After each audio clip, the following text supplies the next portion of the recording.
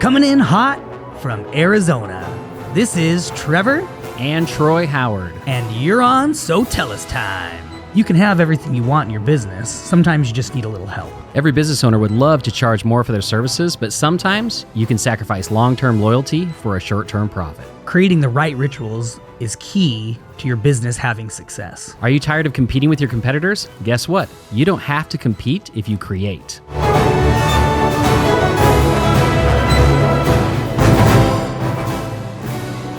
Hey everybody, welcome to another episode of So Tell Us Time. Now, if you tuned in last Tuesday, which was the day after Labor Day, you noticed that we did not have an episode. That is true. We just kind of biffed it on that one. We didn't pre-plan. We were excited about the fun weekend, the long weekend, I think, like everybody else. And then when we thought about it too, we said, you know what, that Tuesday, everybody, it's going to be the first day of the work week. They're going to be slammed. They're going to be overwhelmed probably and have a lot from the long weekend that they need to jump on. So we figured it was probably okay. Now, let's go back 2 weeks after, or a week after that, or before that, I should say. And we had a little snafu there. I mean, I feel like we're just falling apart all over here. But you know what? That's just business. So 2 weeks ago, if you don't follow us on YouTube, our YouTube launched on time. But for some reason, our actual audio podcast did not launch on time. It launched later that morning. So you guys are used to, we launch every Tuesday at 4:30 a.m.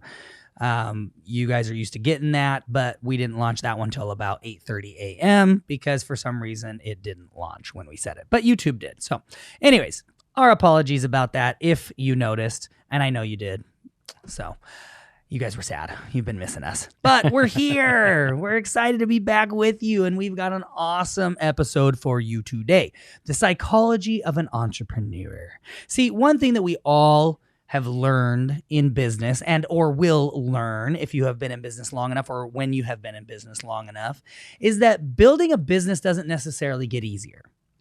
It's just that your capacity to deal with that business and the issues, the fires, as I like to call them, running around with the fires, your capacity to deal with those gets better. It gets bigger. Yep. You have more tolerance of them, right? Your tolerance level goes up. You don't freak out as much. You don't freak out as much. And so for all of our new entrepreneurs, this is going to be a really good one for you. For all of our longtime entrepreneurs that, you know, the problem with being an entrepreneur is not a lot of people can do it.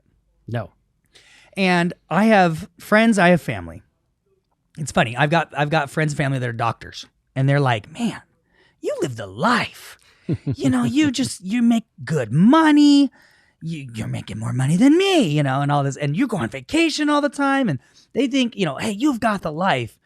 And then I talk to them a little bit about what my day-to-day is like. And I'm like, well, yeah, this is what it is. And it's ups and downs. And hey, yeah, it's going great now. But guess what? In an entrepreneurial world, there are low lows. It's just like there are high highs. And you better plan for those low lows when there's high highs. So your high highs aren't as high as they should be because you're stocking money away for when you're going to hit that low low. And you all know what I'm talking about right now. And it's funny, after going through like what it's like to be an entrepreneur, they all are like, oh, I would never do that. I would never want to be an entrepreneur. I love the security of being a doctor. You know? Well, yeah, I was thinking back to being an airline. You know, when I was an airline pilot, sure, I'd go on a 5-day trip or a 6-day trip, and it'd be crazy, and there'd be tons of stuff that would happen during that 5 days. But at the end of the day, when I finished that trip, and I turned the jet off, boom, I walked away, and I didn't have to think about anything. Until I came back. That's right. And so totally different than what my life is like now. Right. You know, we just had a great long weekend, but I worked multiple times throughout the weekend. Totally. You know, taking care of customers, helping things out. So yeah, it's a totally different life, and not everyone is cut out for that. You can't, and that's the thing, is like Troy and I can't go a weekend or a vacation without having multiple phone calls throughout that time. Like Chelsea and I are getting ready. We're heading out to Hawaii. So if you follow us on social media, you'll get to see a little bit of that. That's exciting. We're going to go away. 18 years of marriage, not till November, but because of life and being an entrepreneur and a parent of 5 children, and we get it in when we can. So September worked. That's when we're heading out for our 18th anniversary in November. So thank you. That's exciting. But I'm still going to have to work. Troy and I are going to still have to have conversations, you know.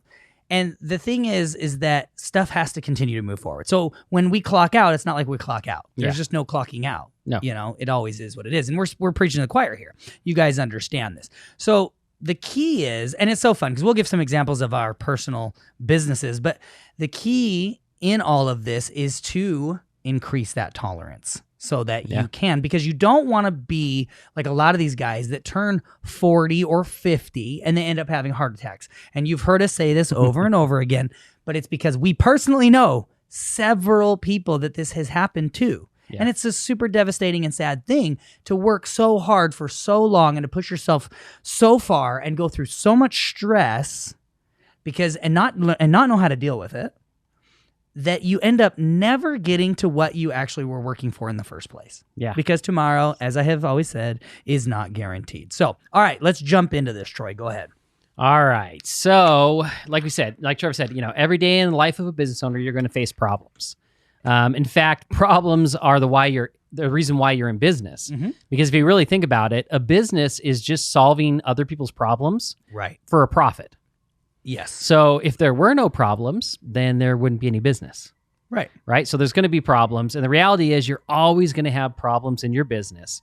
So like Trevor said, if you can't handle confusion, if you can't deal with problems coming at you from all directions, and if you can't make decisions on limited information, you know, quickly, then you probably do not have the right mindset of an entrepreneur. And you should probably work for somebody else. Exactly. So, but the truth of the matter is you probably started your business because you don't want to work for somebody else. Right? And you wanted to take control of your own life. And when you did that and you became the boss, you got a big wake-up call, didn't you? Exactly. You were like, oh, man, this is not what I thought it was going to be. Absolutely. So today we're going to give you a couple of tips on how to deal with problems. Right? How to deal with those problems, because you know you're going to get them every single day. So how do you deal with them? And the first thing we're going to talk about is act, don't react. Yes. And this is really important because a lot of times when a problem comes up, the first thing we do is we let our emotions go up and react emotionally, right, about the problem. Yep. We get upset, we yell, whatever it might be, we might chew somebody out over it. Well, I mean, I was just talking to an employee, a key employee, a pillar of the business, right? That we've recently increased in the business and brought him in more. And I was talking to him about now he's building his team in our business and he's in charge of hiring and firing and dealing with the day-to-day ins and outs of the business and his portion of it. And I was saying, listen, and he's a young guy. And I was like, I was young like you at one time as a new entrepreneur. And I remember I made so many mistakes. I was a hothead. I would swear at my employees. I'd yell at them. Really, it's amazing that any of them ever stuck with us. But it was like, I thought, I was the big dog on campus and that I needed to throw my weight around. Now, come forward 21 years from that time, and it's like, you never see, I very rarely get any kind of aggressive emotion at all. Yeah. Like you're not going to see. Things are going to be falling apart. Things are going to fall apart all around us. And Troy and I are going to act on it, but we're not going to react on it. You're not going to see me swearing, cussing an employee out anymore. You're not going to see me getting in their face. You're not going to see it's not an effective thing. And so I was explaining to him, I said, listen, go leaps and bounds beyond me quickly. Like, don't make it take this long. Learn from my mistakes, and you will do so much better with what you're going to be doing moving forward. And so for our young entrepreneurs out there or our new entrepreneurs out there, it's not a great way to run business. I'm telling you, you will lose people that you want to keep. You will lose the people that you want to have around you and build this with you very quickly if you can't learn to control A, that temper, and B, to realize this is fires. And that's what entrepreneurship is. It's dealing with fires on a daily basis, right? Yeah, exactly. And I think another thing too is even if you don't have employees, right? Oh, yeah. Even if it's just you in the business. That can be harder, to be honest, sometimes. Yeah. When something bad happens and you just react, right? You get upset, you yell, you get mad, you're like, oh my gosh, and you just wallow in it. all you're really doing is wasting time. That's right. Right? Because the emotional reaction isn't going to solve the problem. It's just wasting time before you get to the point of actually doing something to solve the problem. So it just delays the fix. Yeah. And it's a hard lesson to learn. Yeah. But, it's important to do that for yourself as a business owner. Also, some people may be like, oh man, it just feels good though to let all that anger out and blah, blah, blah.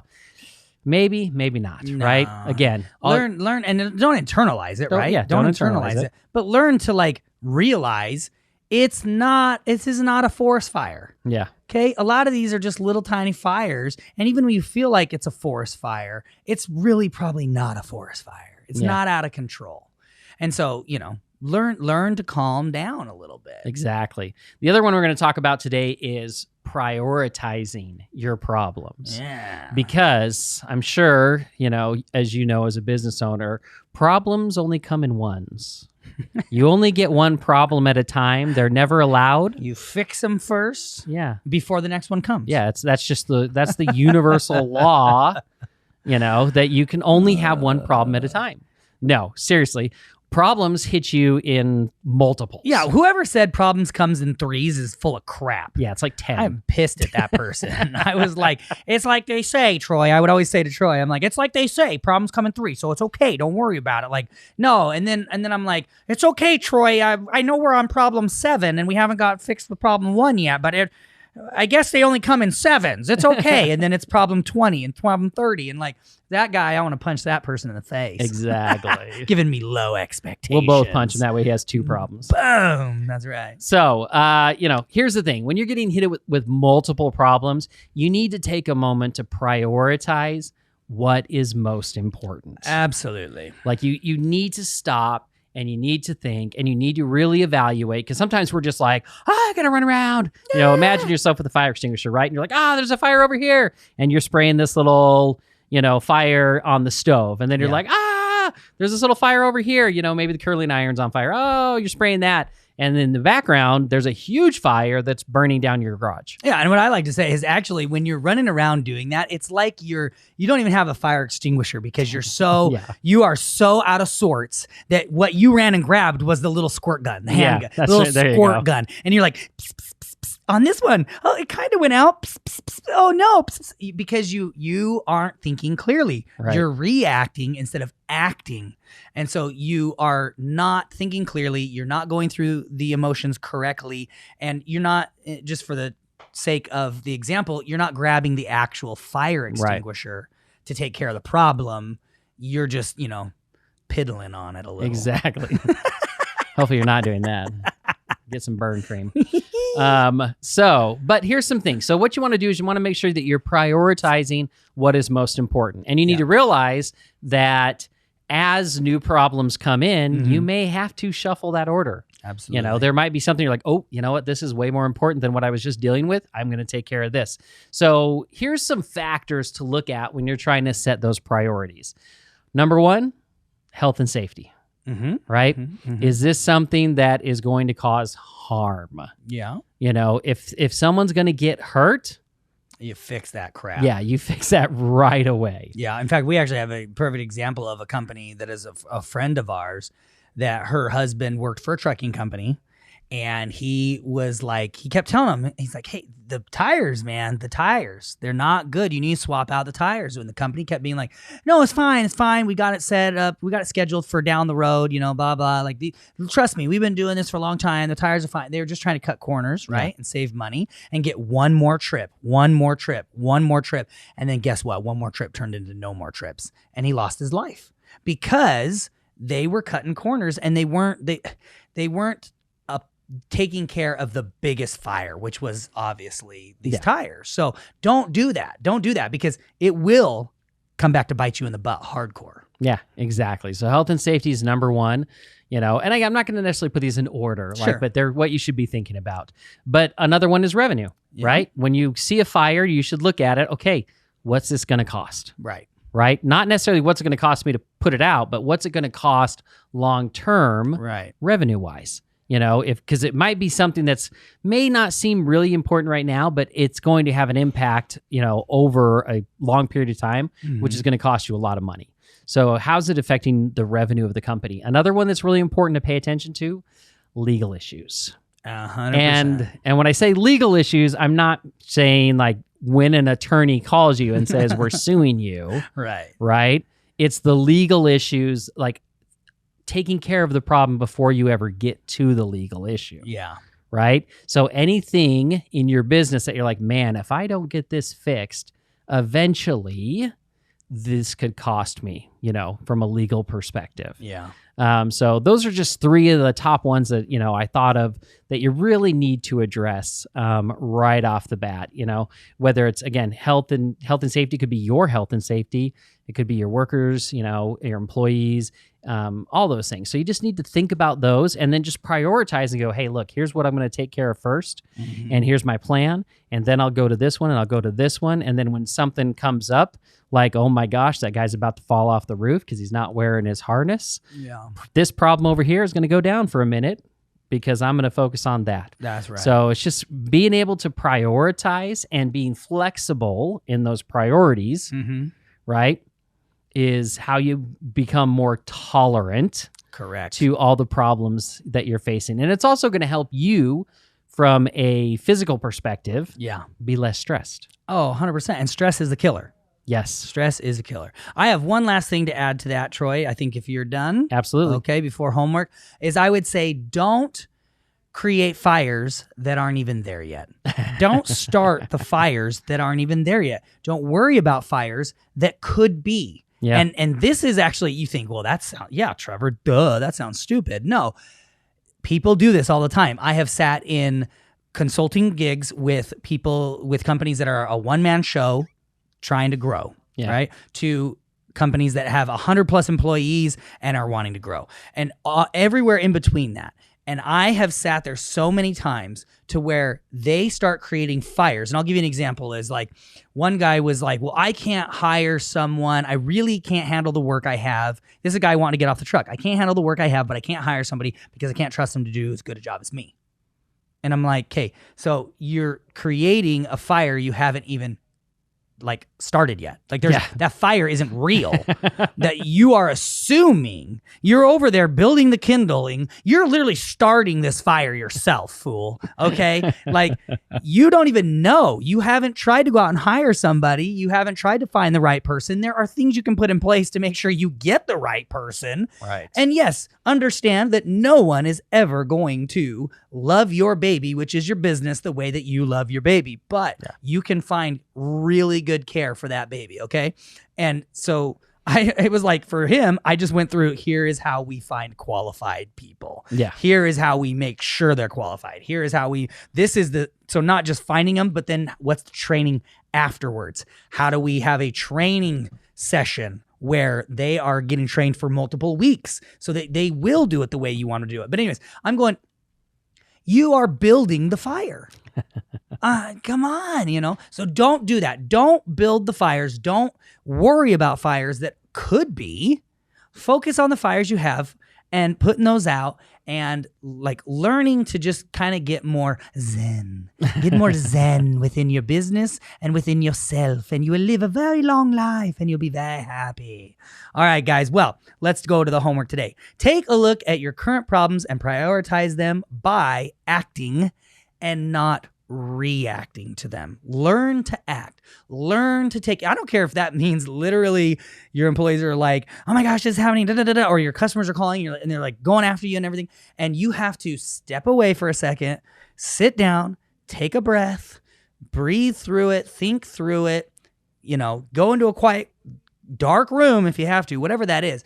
Do whatever you have to do so that you then can act and, make sure that you're taking care of it the right way versus reacting. And usually that's just going to end up hurting your business. Absolutely. All right, everybody. We love you so much. We are so grateful for your support with So Tell Us Time. We're so grateful that you join us every Tuesday. Please share, like, comment, get it out there. It's on YouTube, Instagram, Facebook. It's everywhere that you can think of. It's on all the podcast episode or channels, every single one of them. So I don't think you can find one that we're not on. All right, everybody. We love you so much, and we will check you out on the next episode of So Tell Us Time.